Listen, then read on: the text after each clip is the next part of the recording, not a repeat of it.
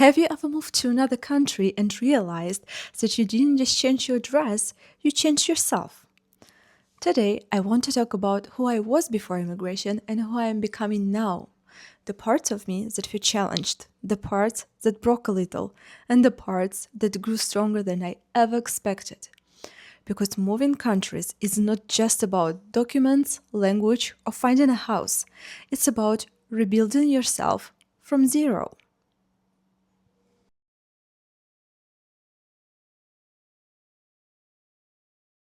Before moving, I thought I was prepared. I studied Spanish at university. I even have DELA C1, basically a native level certificate. On paper, I was ready. I knew the grammar, the vocabulary, the structure. But real life Spanish in a small village spoken at lightning speed, that was completely a different universe. Even with C1, I experienced a language barrier, and that was humbling. It's one thing to pass an exam, and it's another thing to stand in a bakery with five people talking at once and trying to understand jokes, slang, and accent. And the circumstances didn't really give me a choice. I had to speak. There was no switching to another language, no escape, and honestly, that was the best thing that could have happened to me. At first, I needed time to get used to how fast people speak here, the rhythm, the tone, the village expressions. And now I look back and I'm deeply grateful for that process. It changed me.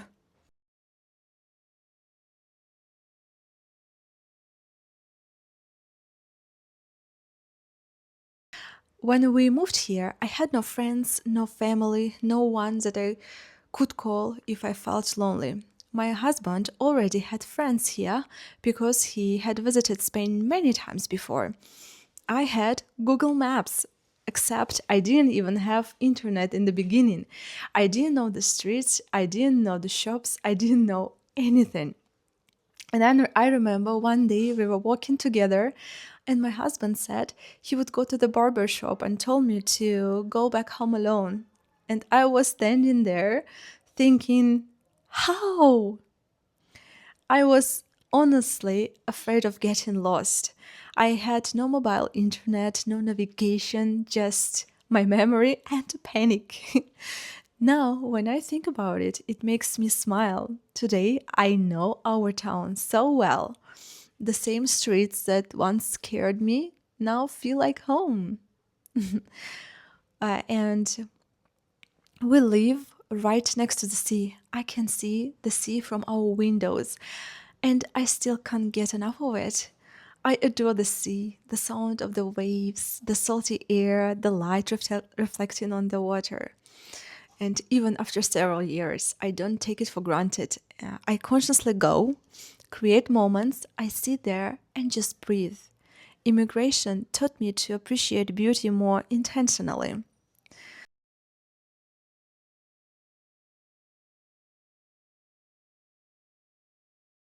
Then there were small cultural things that made my everyday life interesting. For example, money. Prices in euros. I had no idea what was expensive or cheap. In my head, I was constantly converting everything into my old currency to evaluate it. And we didn't know anything about the shops. And we explored supermarkets like explorers discovering a new planet, really. Which products are good, which are natural. My husband always checks ingredients carefully, and I started learning too. And I will never forget the Sunday supermarket situations. In my country, shops are open on Sundays. Here, in our region, outside of tourist season, closed.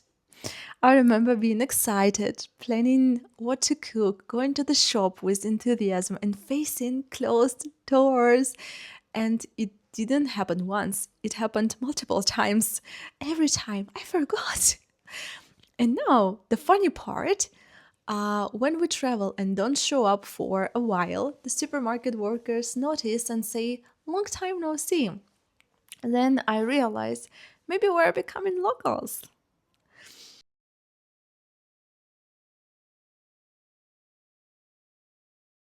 Friendship was another chapter. At first, when my husband went out with his friends, I felt jealous, sad, alone. I didn't have anyone yet. We talked about it a lot, and he told me something important. If you can't force friendships, it's better to have good friends than many random ones just not to feel alone. And over time, I understood that deeply. I tried to make friends. Sometimes I opened up and realized that the other person wasn't ready to invest or build something meaningful.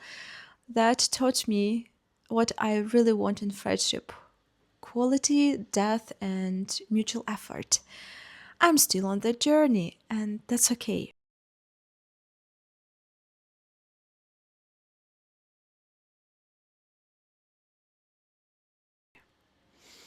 And professionally, I faced some challenges too.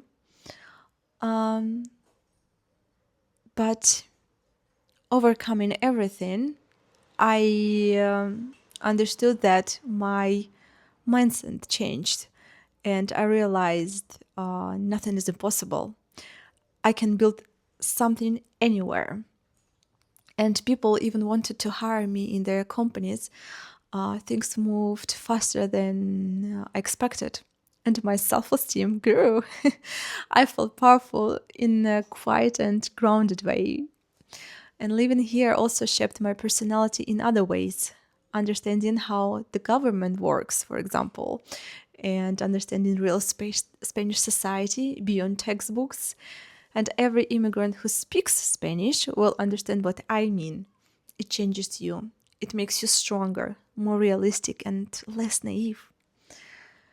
And then I became a mother for the first time in my life. And that changed everything because motherhood in a foreign country is a different level of transformation. I didn't have any family nearby, not no grandmother to help, no familiar village around me, and it was just me and my husband. There were days I felt completely lost, but that story deserves its own video. If I look at myself before immigration and now, I see a woman who became braver, more independent, more grateful, more aware of what she wants.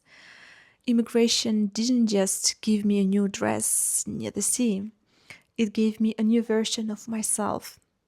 And I'm still becoming. If you are an immigrant or thinking about moving, know this: the discomfort is not a sign you made a mistake, it's a sign you're expanding. And expansion is never comfortable, but it's powerful. Thank you for being with me.